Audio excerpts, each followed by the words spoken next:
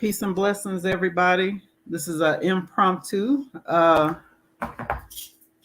should have done it earlier, but anyway, I'm here now. And make sure you hit the thumbs up button. Thumbs up. Make sure you share. Uh, I just want to come and talk to y'all tonight.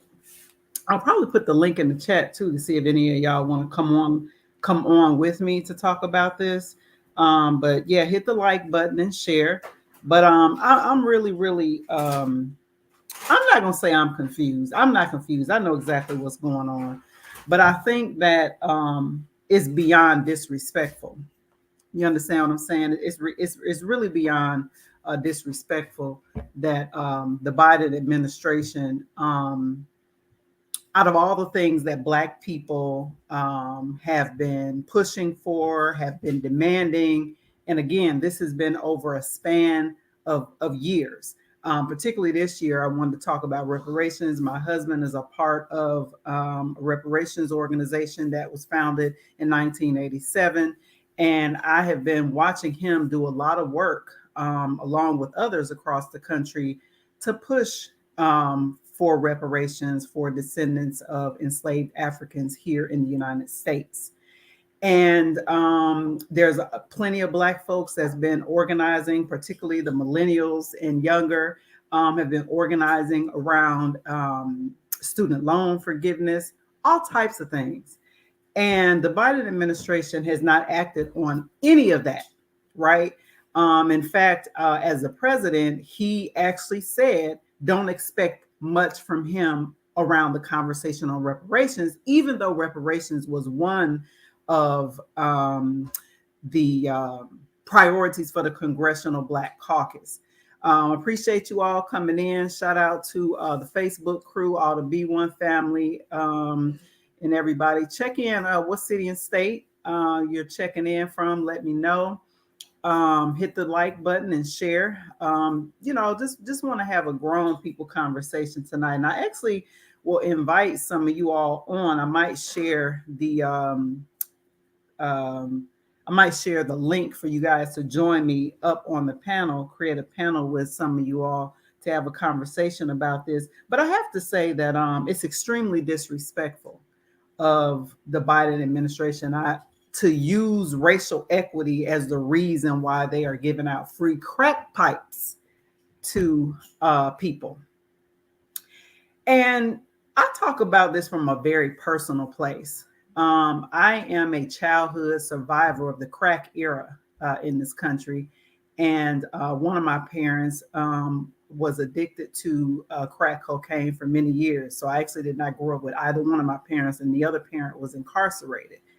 So I grew up, with family, with my great grandparents and my great aunts and uncles. So it's very, very, personal for me. The fact that his administration,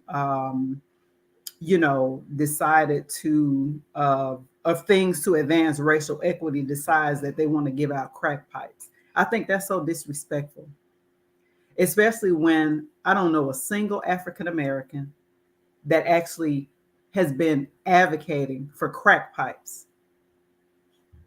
Do y'all know anybody that's been advocating for crack pipes from the Biden administration? Please put it in the comments. Let me look for it, because why? Who asked you for racial equity purposes for crack pipes? Oh, you know what? Let me share my screen, because some of y'all probably like, what is she talking about? Let me just hold on just a minute. Let me get the article for you. Just let me do that right now, because I want to make sure people know that I am not making this up. This was all over the news, but this one, let me just see if I can go ahead. Okay, yeah. So I'm gonna read some of this article for you all. Let me just get ready to share my screen here.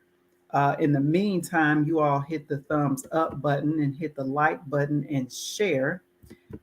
So that we can have this conversation. Just give me just a moment as I pull this up and make sure, because I'm talking about this and I thought, you know what, maybe everybody hadn't heard about this. Okay, here it is. Here it is. I need to know which one of y'all asked Biden for crack pipes to promote racial equity. Please put it in the comments. Which one of y'all called Biden and said, you know what? We need some racial equity in being addicted on drugs. Okay. We need free crack pipes. I'm getting ready to make a connection for y'all because, see, to me, they're not even hiding what the ultimate goal is anymore. So we had a literal crack pushing president in Ronald Reagan in the 80s, who we know now because of the investigative journalism of Gary Webb. Shout out to Gary Webb. If you do not know who Gary Webb is, please read the book Dark Alliance. He was an investigative journalist who uncovered the fact that the Reagan administration, right, funneled crack cocaine into our communities and neighborhoods with the CIA, in collaboration with the CIA. Okay, so this is not something that happened 100 years ago. This happened in my lifetime, my lifetime. And again, I shared at the top a very personal about how that actually impacted my life very personally as a child. I'm a childhood survivor of these people pushing crack in Black communities. I'm a childhood survivor of that. So 40 years ago, we have a president who puts crack in the community. Now, 41 years later, we got a president that's like, you know what? We're going to go ahead on and give y'all some pipes to help y'all smoke plenty of crack.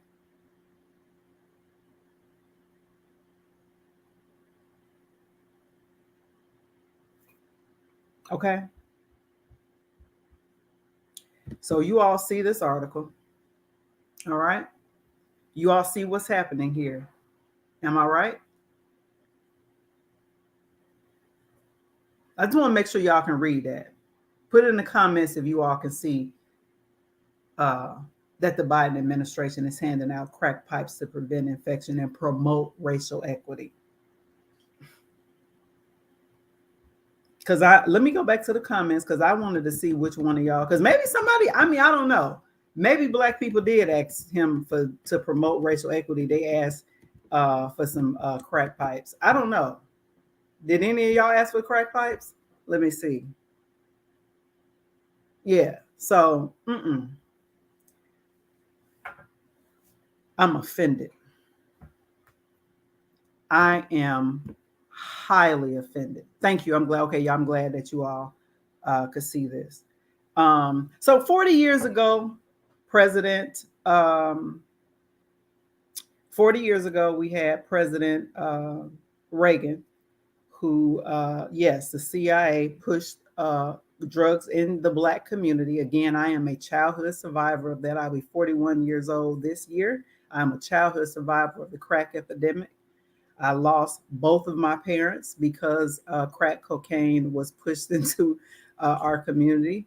And I grew up with family. I grew up in the South after being rescued by my family in Cleveland, Ohio, which we know that crack spanned the entire country. And they definitely focused on cities where there was a large amount of Black people. And so Cleveland, Ohio was certainly on that list. Thankful I had family. Many children did not. Many children bounced around, Child Protective Services. And it was my great grandmother who drove from Alabama to pick me up.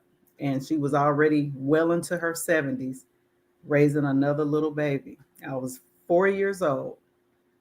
And so the conditions of my early childhood has certainly shaped who I am today and why I'm an advocate, an unapologetic advocate for Black people. I just think that this goes to show you that this administration has absolutely no respect for our community. No respect for our community. None. And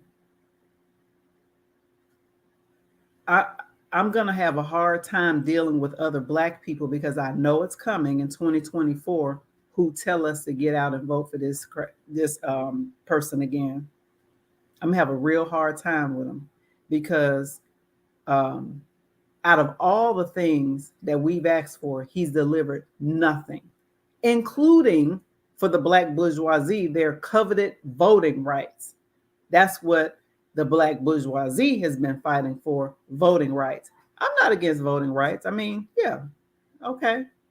But there's other things that are more pressing for black people in this country, like economic rights, economic justice, right? There are so many other things that are pressing. The homelessness in the black community across this country is outrageous. I live in suburban Washington, D.C. The encampments in Washington, D.C. are outrageous. They are full of descendants of enslaved Africans. Do you understand? They're full of black people, particularly descendants of enslaved Africans in this country. Why would a descendant of an enslaved African in this country be homeless after we built the country? Why? And now we got a president that's wanting to hand out crack pipes instead of giving people housing? What? This is outrageous. Outrageous. If you're watching on Twitter or if you're watching on Facebook, make sure you head to YouTube to subscribe to the channel. It's Real Talk with ZSJ. Real Talk with ZSJ on YouTube. Appreciate everybody being in here, and I appreciate all your comments. Make sure you like and share. But I'm not going to be here long with you all tonight. I am going to go ahead and probably drop the link to see if any of you want to pull up with me to just talk about your reflections at the news of hearing about this crack pipe giveaway for racial equity from the Biden administration. All right, so here is the link to pull up with me. I will probably accept a few of you all to join me in conversation. Again, I don't plan on being here very long tonight. Sister Artemisia, join me if you can. I just dropped the link. Come on in, sis. Always love your analysis. Always love your analysis. I would love to have you come up real quick and decode this with me, because this is absolutely ridiculous. But yeah, African Americans, black people have been demanding reparations, voting rights. We've been demanding something be done to the police. Biden has said that he doesn't want to defund the police or do anything progressive when it comes to the police. Instead, Biden has decided that instead of reprimanding police who keep killing us in the streets of America, instead of providing reparations and economic justice for black people, he said, I'm going to give out free crack pipes. Okay.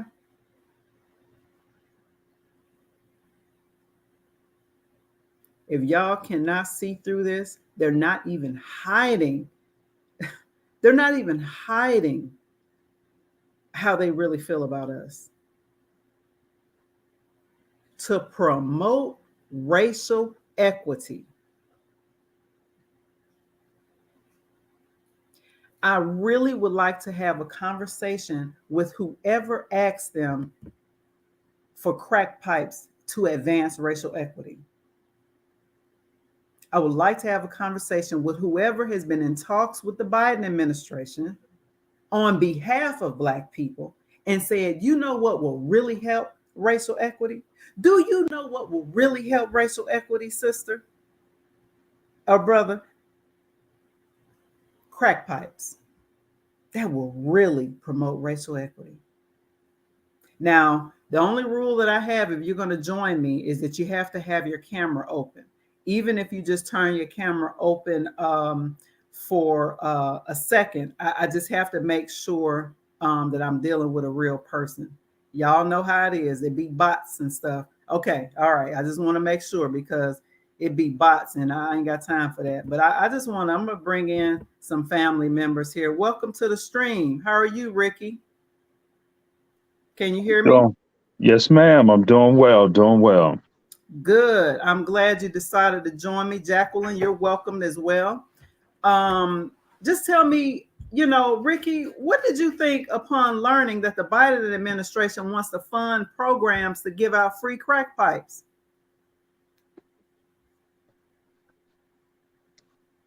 Well, this is first I'm learning of it, first Right. off. Okay.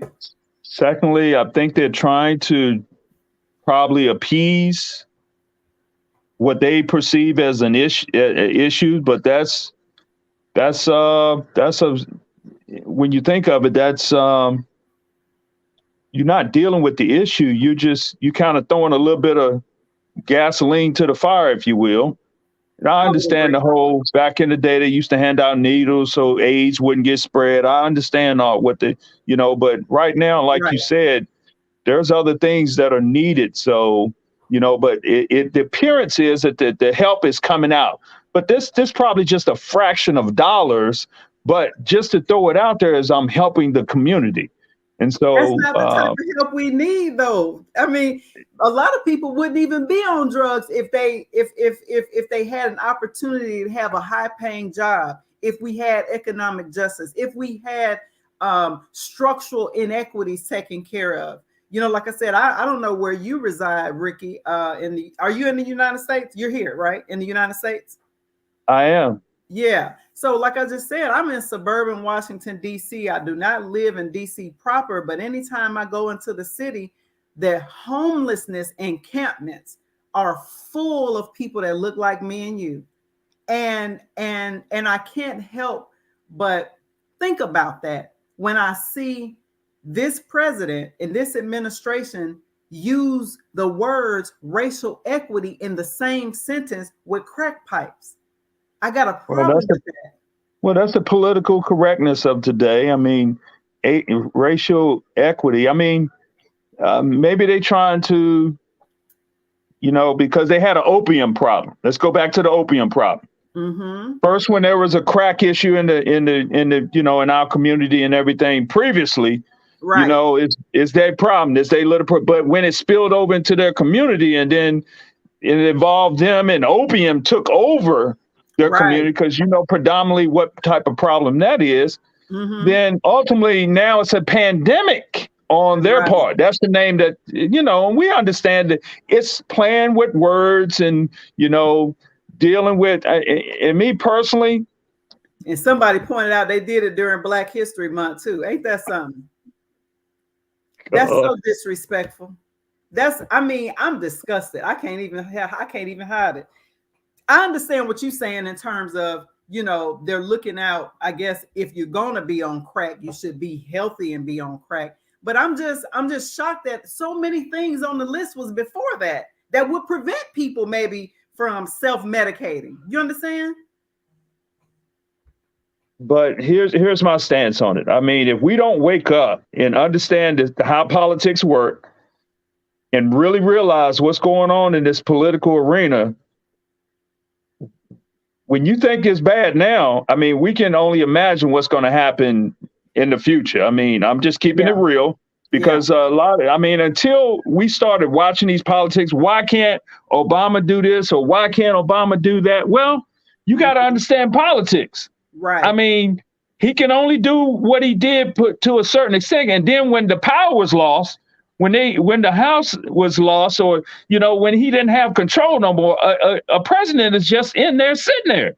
right. Yeah, they can do executive orders and everything, but the hands was tied in a lot of different things, and we got to understand how the politics are being executed on our local levels, on the schools, and if we don't get involved in our local school system, school boards, all on our local level, guess what's going to happen? We're going to lose control of a whole lot of things, and we're going to be running around a lost people, all Well, here's the because thing. But we I didn't understand how to play the game. listen, no, Ricky, listen.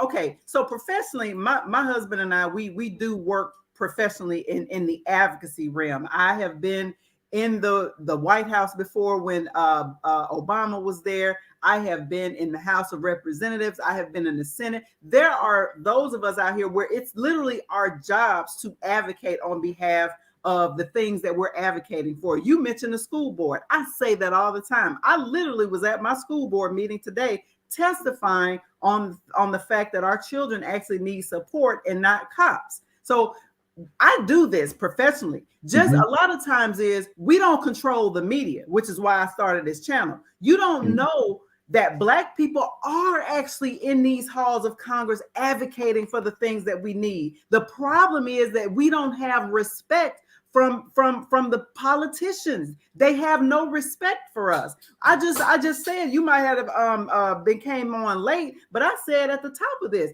I said Black people have been organizing for reparations since 1987. Since 1987, and even before that.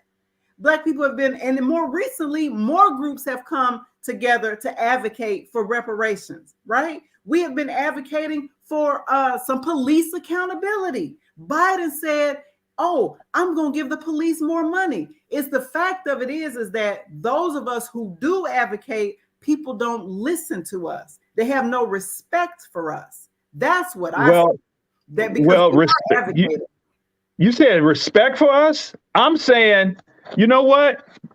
They know the history. I was in a book club today reading a book on, the history of the black dollar, but they know the history, right? And when they know the history, guess what? They understand. I mean, I didn't understand. I mean, we was talking about just a few things. Right. You know what happened let me see. You know what happened with Nat Turner, right? And those type of things. And I didn't understand why in the country, Haiti, why they didn't want Haitians over here. I didn't understand that. Right. Until I saw and knew the background story of what happened, the revolt. They got together. They did what they did, and then they became like, I don't want none of that coming over here. And so I think the same mentality. I mean, why do you want to stop people from looking at books that's going to teach our youth, to embolden them, to give them courage to stand up and be doctors or stand up to be more than what they, because they seen someone, an ancestor, aspired to be somebody, an astronaut or whatever, but they wanted, why get rid of those books? All right. Because it tells the truth of this, we used to have, we're descendants of slaves. And it tells that truth, and it tells the truth of what happened. It tells the truth of the killings. It tells the truth. All because of that, you don't want the book to be shared. And see, that's where the lost things, because our youth don't understand that everything is made so easy for them, if you will.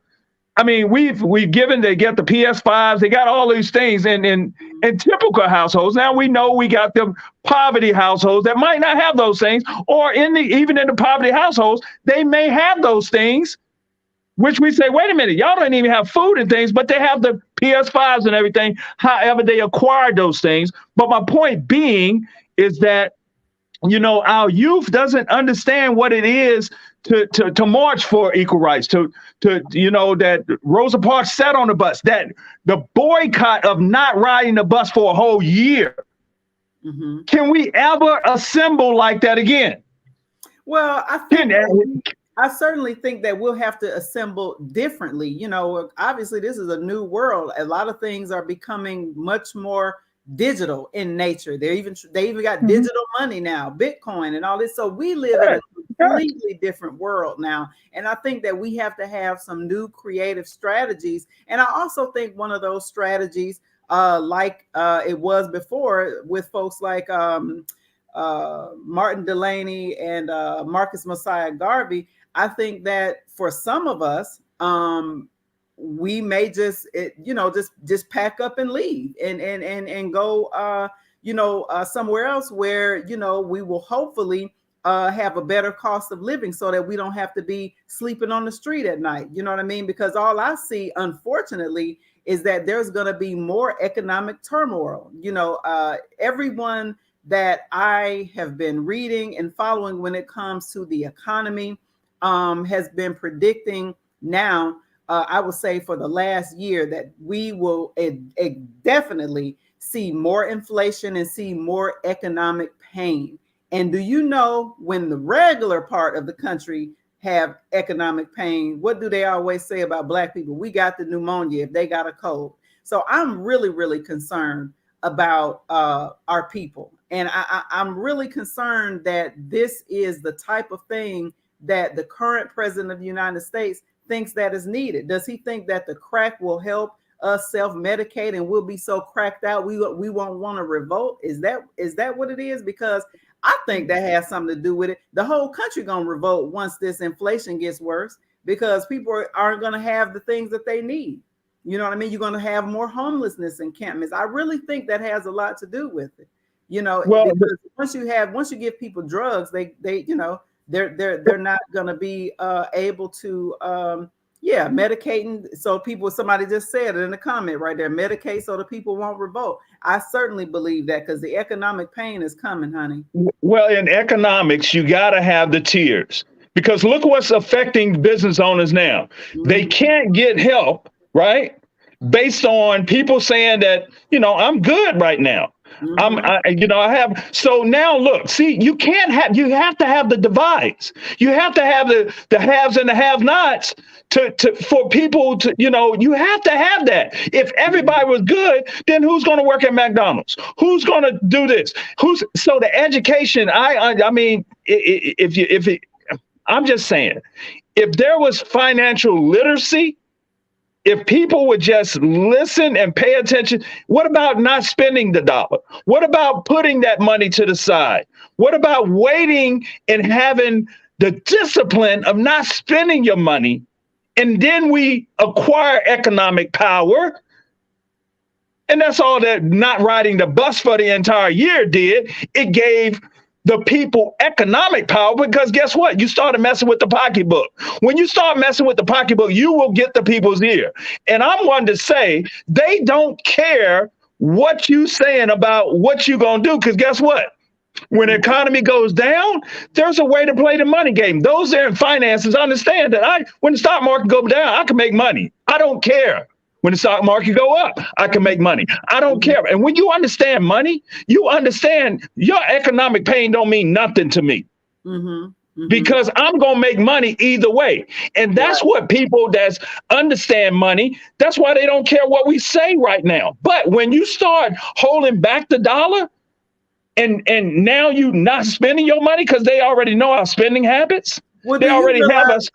Yeah, but do you realize that the American dollar does not have the same power that a lot of us probably think it has? There have been countries that are actually moving off of the dollar as being its reserve currency, including Russia, including El Salvador. We have to have a global understanding about what's really happening. And I'm certainly not an expert, right? I'm not saying that I'm an expert, but I am studying these things because I'm smart enough to try to prepare me, myself, and my family. It's really, do you think the politicians would ever allow that to happen? Ever allow what to happen specifically? The dollar to go away, or that's why they have so many challenges with Bitcoin right now, and it's not being stable and everything, because the politicians cannot let their wealth flounder with this Bitcoin. That's why they're going to make up rules and everything. And again, whatever happens, but that's why it's unstable. That's why the politicians can say that'll never happen, because they making these rules and everything. I mean, they know what needs to happen.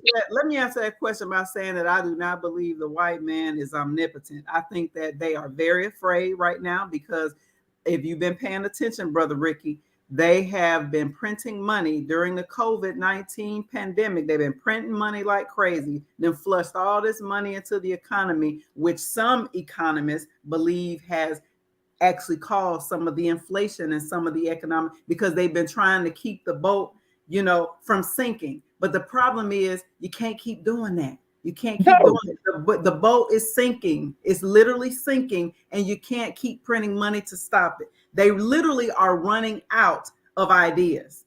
And so I'm serious. So that no wonder they're giving out crack pipes, because everybody getting ready to revolt. Okay. So listen, I really enjoyed you coming on, Brother Ricky. I appreciate it. But I I have a hope, question. I have a okay, question for sure, you. sure, I sure. mean, I thank you so much because for those that are, you're marching in the halls of Congress, or you're at the school board meetings, and and I can't say the percentage. I mean, I can't say it's only 2% of us that's involved or 10% of us, but it needs to But here's be. the thing. How the heck can people be involved when they homeless? Or if they got if the basic needs are not met? You got a lot of black people. We got to have grace for our people, Brother Ricky. There's a lot of black people struggling. And thankfully, my husband and I have been in a position where we've been able to help people in our family who were struggling. This COVID-19 knocked us on our behinds, and we were already holding on for dear life. You know what I'm saying? We were Right. already holding on for dear life. We are literally going through what I believe, and I shout out to my brother Omar Wale, a controlled demolition where the economy is wavering. You know what I mean? And so it's gonna impact everybody globally, which is why you see countries like El Salvador running. They like, we Bitcoin is our reserve currency. Now you see Russia off of the American dollar. Countries are bailing left and right because they can see that the American dollar is weak. They can see that American supremacy is on its way out, and you're going to have, the rise of China and other Asian countries. So I think that it is imperative for those of us who love us and love Black people, we need to have more of a communal mindset. Ubuntu, Mm-hmm. I am because you are. That's how I feel about us. I love us. You know what I mean? Absolutely. And a part of me, my feelings hurt sometimes when I think about how many Black people we will lose in this process. A lot of people are going to lose. I'll give you an example, brother. One of the things that was addressed at the school board meeting today was the fact that we have so many children who are taking their lives. Even the kids have given up on themselves and can see they feel like there's no way out, right? And a lot of those kids have been African Americans. That hurts because I want to see us have our basic needs met. We Mm-hmm. deserve that after building this country. You understand what I'm saying? We Mm-hmm. deserve that. And our children deserve to know that they're loved and that they should hang on because there will be another day for them to be successful, for them to have the love and support of their community. Now, it's not just Black children who are taking a lot. A lot of children are. Yeah. The mental health this last couple of years has gone through the roof for people. Absolutely. And so I just want to also acknowledge that there's a lot of pain out there. So a lot of times, people may not be active or involved because they're overwhelmed. They're Of overwhelmed. course. You know Mm-hmm. what I mean? So no, I'm really glad you pulled up today. I enjoyed talking to you, and I appreciate you for 2 points. bringing 2 points your before I roll. 2 points sure, before I roll. sure. Mm-hmm. First off, we need more social. We need people in the social mindset to Okay. help with those children, to help our a lot of vets. I did 27 years in the military. So Oh, okay. so a lot of people on the streets, if you go talk to them, they're smart people. I I've know, talked to of They're course. smart people, but some Yeah. of them choose not because there are some resources. I know for some of my vets, they don't want to. Maybe they don't want to take a drug test or maybe an alcohol test. Right. So those are some issues right there. I work with churches that we bring in the homeless at winter times. They bounce around to the different churches so they don't Right. have to sleep on the street, but they have to follow some rules. No Right. drink. They can't come in drunk, belligerent, and they have to blow in the breathalyzer. But sometimes they don't want to follow the rules. That's just that's we have to get to mental people out there on the streets to help talk with those individuals and some mental people to talk with our children because That's all they right. see is negative, negative, negative. They see Right. people grown up screaming, screaming, screaming at each other. What is a child to understand? I Right. mean, now? Some people see maybe their parents screaming, but when I go to school and then I see the school teacher screaming with the parents and all of this screaming and everything, no It's wonder a our lot of children pain. have Right. this mental collapse. And Right. so we need more social workers and more social people. Absolutely. They're Yeah. overburdened as well. And so the whole system is overburdened. Our medical system, people don't want to follow rules or whatever your stance is on the shots or whatever, but it's overburdened that system as well, which is again overburdened our mental system, overburdened our financial systems. Let me And you let know, me it's say just something about the overburden though. Oh, we got to know the history. Over the last 20 years, no, seriously. And I'm listening. I lived in Dayton, Ohio before my husband and I we relocated here to this area where we live now. And one of the biggest fights that we fought, and unfortunately we lost, was the closing of a hospital in an all-black neighborhood. They closed the hospital, and they did it within 2 years of each other. They closed the only black serving mental health hospital in West Dayton called Daymont, and they closed the only hospital where I had my first child in Northwest Dayton, which is an African American kind of middle class or working class community. A lot of people live in Northwest Dayton who used to work at the General Motors and the Ford plants, right? But because of President Clinton and NAFTA, those plants closed down and the economic bottom dropped out of cities like Dayton and Cleveland and other industrial areas, Detroit and places like that. But anyway, that was the last hospital that served an all-black community. So when they say all the hospitals are overburdened, people got to tell the truth. Once these hospitals became privatized and taken away from the churches, because remember, a lot of churches started hospitals. Like the hospital that was closed, Good Samaritan, that was a Catholic church at one time. But when the privatizers came in and we privatized healthcare in this country, they closed hospitals, mental health centers all around the country. So now when a pandemic hit, we don't have the same amount of hospitals. And I have to say this, I remember when I said to the head of, it was a white woman, the head of Premier Health Group, which is a privatized organization that owned Good Samaritan Hospital, where I gave birth to my first child. I said, blood and death is on your hands for closing this hospital, because this is the only hospital that's serving a black community. And now black people, if they have a heart attack or they have something, that emergency, they got another extra 15 or 20 minutes that they got to get to another hospital. And sometimes an extra 15 or 20 minutes can literally mean life or death. Life or death. So we got to know the history about how these privatizers have been closing hospitals all across the country. Now like you said, everything is overwhelmed. We got a pandemic. Well, it's overwhelmed because you've been closing hospital the last 20 damn years. Yep. And maybe certain people didn't want certain groups to have the same type of access. I remember years ago, exactly. They don't, certain groups don't want you having access. I mean, even in our own culture, I don't want you come to the same spot I'm hanging out at. No, you need to go to that. See, we need to stop all that. And then the second thing I'm gonna share with you is, if you control the mind, you control the people. Right. And I'll say this, elephants from the beginning of life, right? They put a chain around the elephant's foot and they put it to a stake, a stake in an elephant. As hard as they pull, they can't break that chain as a baby elephant. Wow. But as the elephant gets older, in your circus and things, all you'll see around the elephant is a rope, and it's tied to a little stake. The elephant in his mind growing up could never pull from the chain.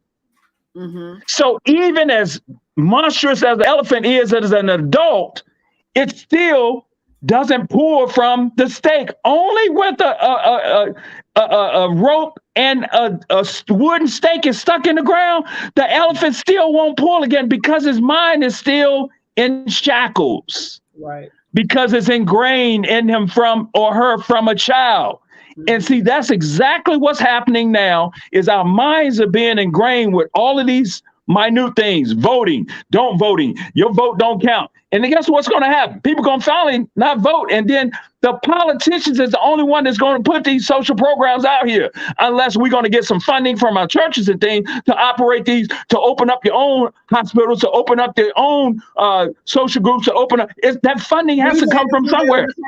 We've had to do it in the past. The Black Wall Street, right? Black Wall Street. And the Black Panthers opened up schools. They opened up sickle cell clinics and health clinics in the neighborhood. We are going back to that. We really are. We're realizing we're going to have to take care of ourselves. And long as you keep the right message, because you saw what happened to the Black Panthers, obviously, right? Yeah. They were doing some great things, depending on whose story you listen to. You watch the TV and they were terrorists, or you listen to a certain people, they were terrorists. So we got to watch how labels are being put upon a class of people. That's exactly right. The labels are being put upon a class of people for a particular reason. I mean, I've never seen nothing in politics the way today where I know what I saw on TV, but you come on here and try to tell me that I didn't see what I saw on TV with my own two eyes. Right. Come on now. So, that's where that education started. The elephant on the chain, that's where it starts with us. Yeah. They're starting to put us on as an elephant on a chain, and eventually our children gonna grow up and they'll never move from that, because they're always keeping trained in their mind. They'll always keep it in prison. Until we continue to tell the story. Well, we definitely have to know the truth, and we definitely have to know our history. I am 100% behind you on that, but I do believe in us. I think that we certainly have survived all types of horrendous things, and we're still here centuries later, where we've been through so much just as a people. And so I'm grateful for the fact that we have where we are still here, and some of us still got our minds, and some of us have lost our minds, unfortunately. Discipline, and being on one accord. Yes. Discipline together and being on one accord together. That's when we can make things happen. That's when we'll have economic power. We have the money. We have the money. All the ball players with money, all the executives with money. You have your money. I have my money. All of us have the money to do what we need to do. We just have to be disciplined on one accord, come together on one accord, and you have the economic power that we need. Yeah, I get it. Well, this was good. I actually need to wrap up because it is a school night. I need to help my husband get our children to bed.